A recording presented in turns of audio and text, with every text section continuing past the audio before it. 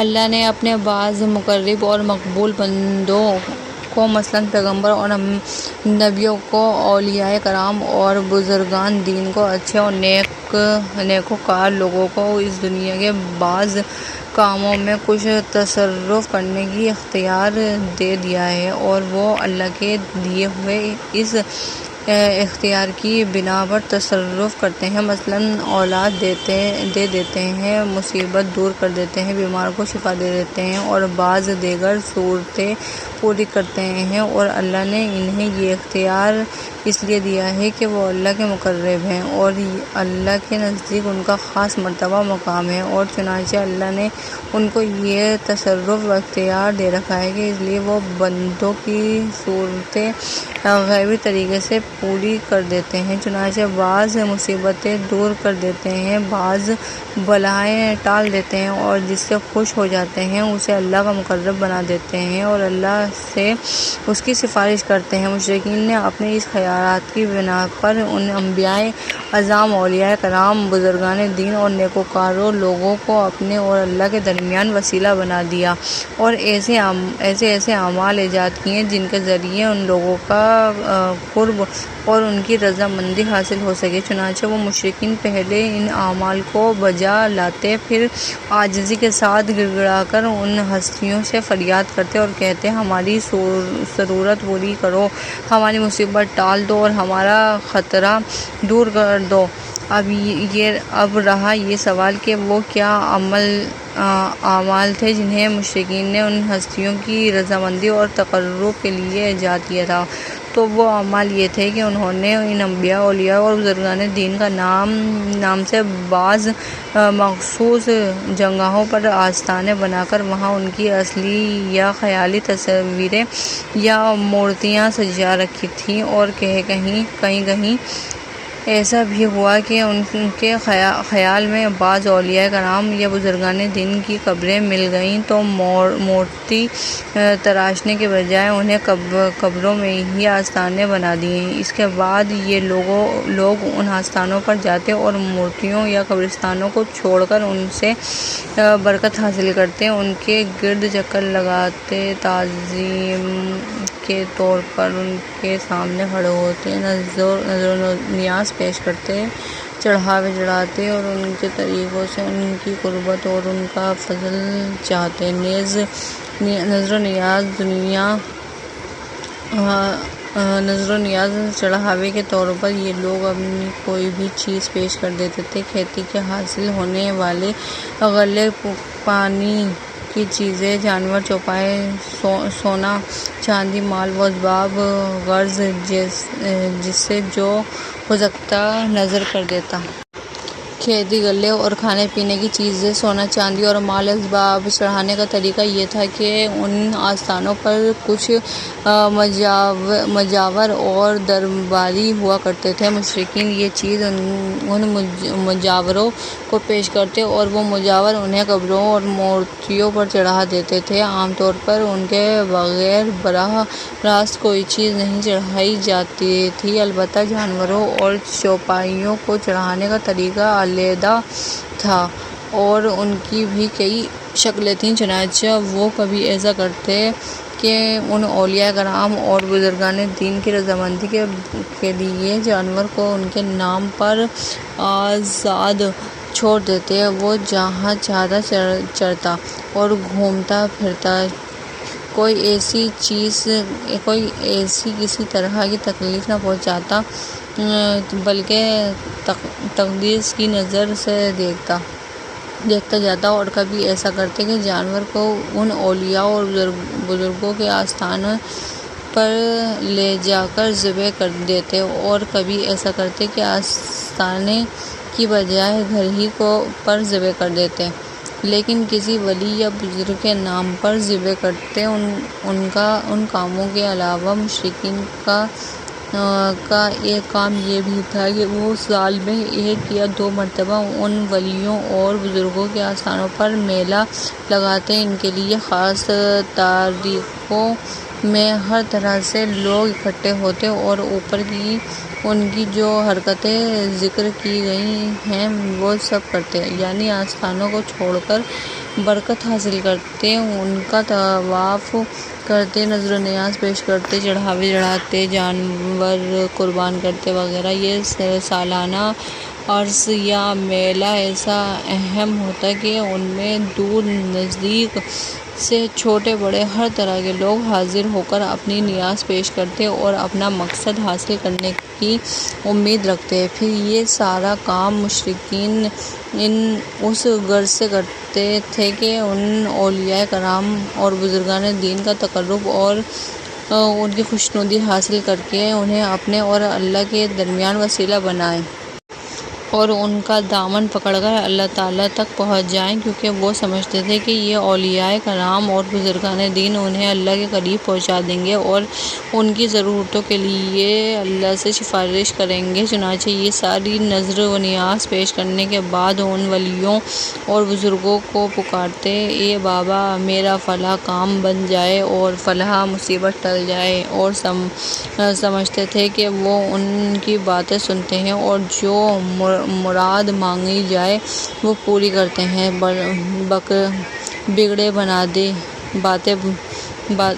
بناتے ہیں، مصیبتیں ٹالتے ہیں، اور ایسا یا تو خود اللہ کے دیے ہوئے تصرف و اختیار کے ماتحت کر لیتے ہیں یا اللہ سے سفارش کر کے کرا لیتے ہیں۔ تو یہ تھا مشرکین کا شرک، اور یہ تھی غیر اللہ کے لیے ان کی عبادت، اور یہ تھا کہ اللہ کے ماں سوا کو معبود بنانا اور شریک ٹھہرانا، اور یہ تھے انبیاء اعظام، اولیاء کرام، بزرگان دین اور نیکوکار صالحین جن کو مشرکینوں نے معبود بنا رکھا تھا۔ اب نبی کریم صلی اللہ علیہ وسلم جو توحید کی دعوت لے کر اٹھے اور اللہ کے سوا ہر معبود کو چھوڑنے کا مطالبہ کیا تو مشرکین پر یہ بات بہت گراں گزری اور انہیں یہ مطالبہ بہت بھاری اور غلط محسوس ہوا۔ انہوں نے کہا، یہ کوئی سازش ہے جو اندر سے کچھ اور باہر سے کچھ ہے۔ یہ کیا کرتے ہیں کہ اس نے سارے معبودوں کی جگہ ایک معبود بنا ڈالا، یہ تو عجیب چیز ہے۔ اور ان کے بڑوں کا ایک گروہ اٹھا کہ چلو اور اپنے معبودوں پر ڈٹ جاؤ، یقیناً یہ کوئی سوچا سمجھا منصوبہ ہے، ہم نے تو ایسی بات کسی اور ملت میں سنی ہی نہیں، یہ گھڑی ہوئی باتیں ہیں۔ اس کے بعد جب دعوت و تبلیغ کا کام مزید آگے بڑھا اور ادھر مشرکین بھی اپنے شرک کو بچانے، اسلام کی تبلیغ روکنے اور مسلمانوں سے اسلام کا اثر دھونے کے لیے حجت و بحث کے میدان میں اتر پڑے تو ان پر مختلف پہلوؤں سے دلیل قائم کی گئی۔ ان سے کہا گیا کہ آخر تمہیں یہ بات کہاں سے معلوم ہوئی کہ اللہ نے اپنے مقرب اور مقبول بندوں کو اس دنیا میں تصرف کرنے کی قوت دے رکھی ہے اور وہ ضرورتیں پوری کرنے اور مصیبتیں ٹالنے پر قدرت رکھتے ہیں؟ اس کی تو صرف دو ہی صورتیں ہو سکتی ہیں، تو یا تو تمہیں غیب معلوم ہو گیا ہو یا پھر پچھلے انبیاء نے کوئی کتاب چھوڑی ہو اور اس میں تمہیں یہ بات لکھی ہوئی مل گئی ہو۔ چنانچہ اللہ تعالیٰ نے فرمایا کہ ان کے پاس غیب ہے جسے وہ لکھتے ہیں، اور فرمایا میرے پاس پہلے کی کوئی کتاب لاؤ یا علم الہی کا کوئی بقیہ لاؤ اگر تم لوگ سچے ہو، اور فرمایا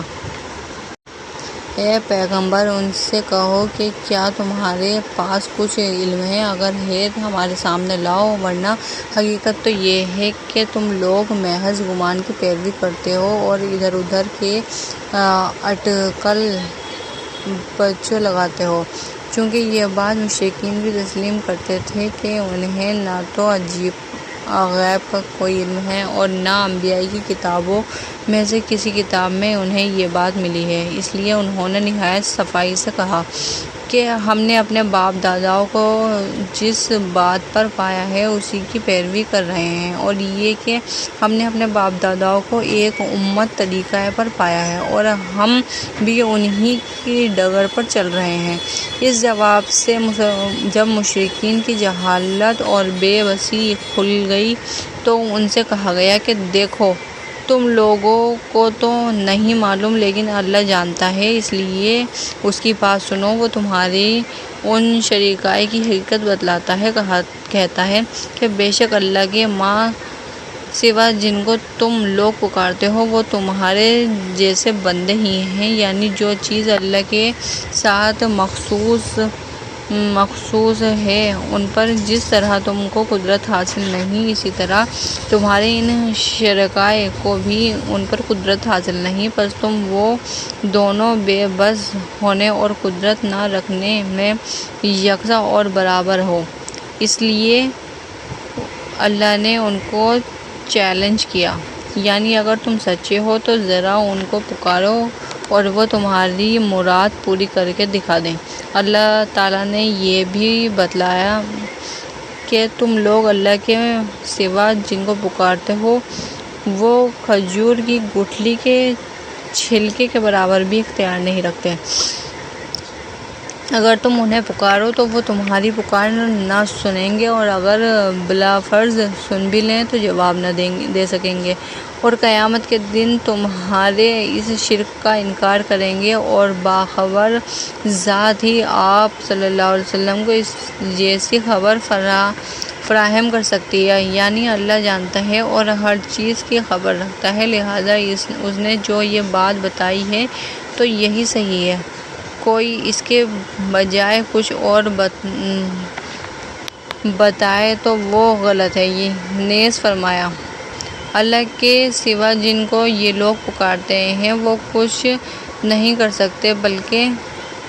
خود پیدا کیے گئے ہیں، وہ مردہ ہیں، زندہ نہیں ہیں، اور وہ یہ بھی نہیں جانتے کہ کب اٹھائے جائیں گے۔ اور فرمایا یہ لوگ ایسے لوگوں کو شریک ٹھہراتے ہیں جو کچھ نہیں پیدا کر سکتے بلکہ خود پیدا کیے گئے ہیں، اور جو نہ ان کی مدد کرنے کی طاقت رکھتے ہیں اور نہ ہی خود اپنی مدد کر سکتے ہیں۔ فرمایا اور ان لوگوں نے اللہ کے سوا ایسے لوگوں کو معبود بنا رکھا ہے جو کوئی چیز پیدا نہیں کر سکتے بلکہ خود پیدا کیے گئے ہیں، اور جو اپنے لیے بھی نفع نقصان کے مالک نہیں، اور نہ ہی موت اور زندگی اور مرنے کے بعد زندہ کیے جانے کا اختیار رکھتے۔ پھر جب اللہ نے ان شرکائے کی بے بسی اور لاچاری بیان کر ڈالی اور بتلایا کہ مشرکین کی وہ کسی بھی گمان کردہ چیز قدرت نہیں رکھتے، تو اس کا نتیجہ بھی بتلایا کہ ان کو اپنی ضرورت کے لیے پکارنا اور ان سے کوئی امید رکھنا بالکل باطل اور فضول ہے، اس کا قطعاً کوئی فائدہ نہیں۔ اللہ نے اس کے لیے بعض بہت دلچسپ مثالیں بیان کی ہیں، چنانچہ ایک جگہ فرمایا اور یہ لوگ اللہ کے سوا جن کو پکارتے ہیں وہ ان کی پکار قطعاً کوئی جواب نہیں دے سکتے مگر جیسے کوئی شخص پانی کی طرف اپنی دونوں ہتھیلیاں پھیلا دے کہ وہ پانی ان کے منہ میں آ جائے، حالانکہ وہ منہ میں آ ہی نہیں سکتا۔ پھر اسی طرح ان کافروں کی پکار سوائے بھٹکنے، صدا ابصرہ کے اور کچھ نہیں۔ یہ بات بیان کر کے مشرکین سے ذرا سوچنے کے لیے کہا گیا، چنانچہ وہ جانتے تھے کہ اللہ تعالیٰ ہی نے ہر چیز کو پیدا کیا ہے اور ان کے معبودوں نے کچھ بھی پیدا نہیں کیا اور نہ وہ کچھ پیدا کرنے کی طاقت رکھتے ہیں بلکہ وہ خود اللہ کے پیدا کیے ہوئے ہیں۔ اس لیے ان سے کہا گیا کہ تم نے اللہ تعالیٰ کو جو خالق اور قادر ہے اور اپنے ان شرکائے کو جو مخلوق اور بے بس ہے یکساں اور برابر کر دیا۔ آخر یہ کیا بات ہوئی کہ تم اللہ کو بھی پوجتے ہو اور ان شرکائے کو بھی پوجتے ہو، اللہ تعالیٰ کو بھی پکارتے ہو اور ان کو بھی پکارتے ہو، آخر عبادت اور پکار کے معاملے میں تم نے دونوں کو برابر کیسے کر دیا؟ کیا جو پیدا کرتا ہے وہ پیدا نہ کرنے والے کی طرح ہے؟ تم لوگ سمجھتے کیوں نہیں؟ جب یہ سوال ان کے سامنے رکھا گیا تو وہ بالکل بھونگ چکر رہ گئے، ان کی ساری حجت بحث جاتی رہی اور شرمندہ ہو کر چپ ہو رہے۔ پھر انہوں نے ایک غلط بات سجا دی وہ کہنے لگے، دیکھو ہمارے باپ دادا سارے انسانوں سے زیادہ عقلمند تھے، لوگوں کے درمیان ان کی عقلمندی کا شہرہ تھا اور دور دور تک لوگ اس بات کو تسلیم کرتے تھے، اور ان سب لوگوں کا دین وہی تھا جو ہمارا ہے، لہٰذا کیسے ہو سکتا ہے کہ یہ دین باطل اور گمراہی والا دین ہو؟ خود نبی صلی اللہ علیہ وسلم کے باپ دادا اور مسلمانوں کے باپ دادا بھی اسی دین پر تھے۔ اس کا جواب یہ دیا گیا کہ وہ لوگ ہدایت پر نہ تھے، کیونکہ انہوں نے حق کا راستہ نہیں پہچانا اور نہ ہی اس کو اختیار کیا، جس کے نتیجے میں وہ گمراہ ہو گئے،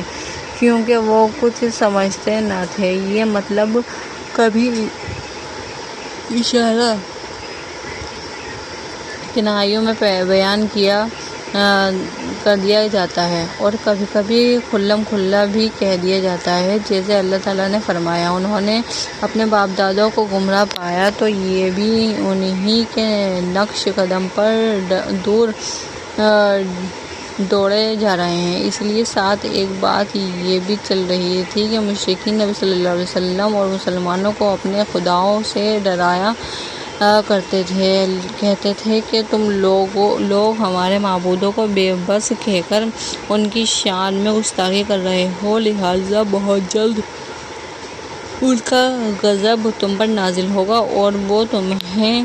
بھسم کر دیں گے یا تمہیں خپتی بنا کر رکھ دیں گے۔ یہ دھمکی ٹھیک ویسے ہی تھی جیسے پچھلے لوگ انبیاء اپنے نبیوں کو دیا کرتے تھے۔ ہم تو یہی کہتے ہیں کہ ہمارے بعض معبودوں کی تمہیں بددعائیں لگ گئی ہیں۔ اس کے جواب میں مشرکین کو وہ حقیقت یاد دلائی گئی جسے وہ خود رات دن دیکھتے رہتے ہیں کہ ان کے یہ معبود نہ تو اپنی جگہ سے ہل سکتے ہیں، نہ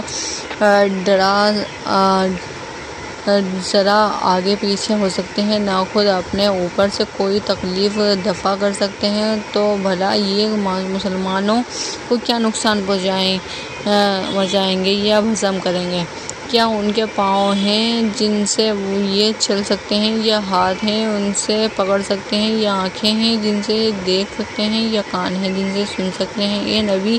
کہہ دو کہ تم لوگ اپنے شرکاء کو پکارو، پھر میرے اوپر اپنا داؤ